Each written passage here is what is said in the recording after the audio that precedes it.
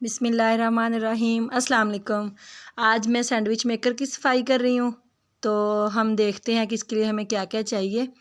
मैंने 4 लेमन लिए हैं, ये देखें। बेकिंग पाउडर लेंगे, 1 बाउल लेंगे। ये सैंडविच मेकर बहुत ज़्यादा गंदा हुआ है। हमने 3-4 दिन लगातार सैंडविच बनाए हैं। तो सबसे पहले लेमन की हम जगह अपने पे लेमन का आप जूस सिरका निकाल भी यूज़ लेंगे। कर सकते हैं। अभी मैं 3 लेमन का जूस निकालूंगी। अगर मुझे और ज़रूरत पड़ी तो फिर हम चौथा लेमन भी डाल लेंगे। ये 3 लेमन का जूस निकाल लिया है।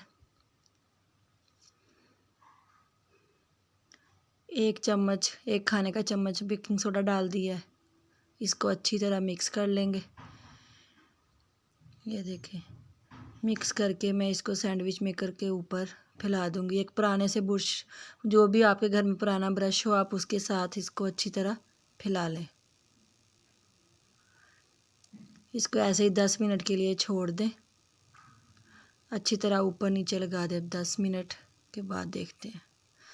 10 मिनट हो चुके हैं। अब मैं इसको उसी ब्रश के साथ इसको अच्छी तरह साफ़ कर दूंगी।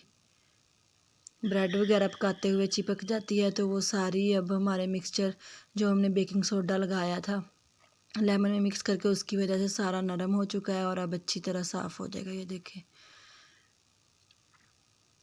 एक खुश्क कपड़ा लेके अब मैं इस मिक्सचर जो हमने लगाया था उसको साफ़ कर लेंगे।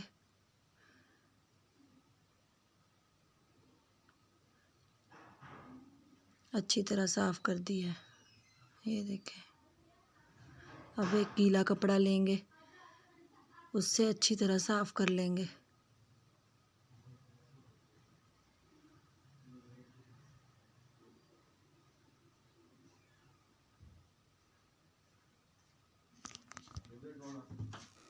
अब मैं इसको इस गीले कपड़े से अच्छी तरह साफ़ कर रही हूँ। फिर एक खुश्क कपड़ा लेके आप उससे अच्छी तरह साफ़ कर लें। आप भी मेरी ये टिप अपने घर में अपनी चीज़ों को साफ़ करने के लिए ज़रूर आजमाइएगा। मैं अपना कुकिंग रेंज भी ऐसे ही साफ़ करती हूँ, उसको भी लगा के 10-15 मिनट के लिए छोड़ देती हूँ। तो ये देखें, बिल्कुल सैंडविच मेकर साफ़ हो चुका है। अगर आपको मेरी ये टिप अच्छी लगी हो तो मेरे चैनल को सब्सक्राइब कीजिएगा, वीडियो को लाइक करिएगा, शेयर करिएगा और कमेंट करके बताइएगा। थैंक्स।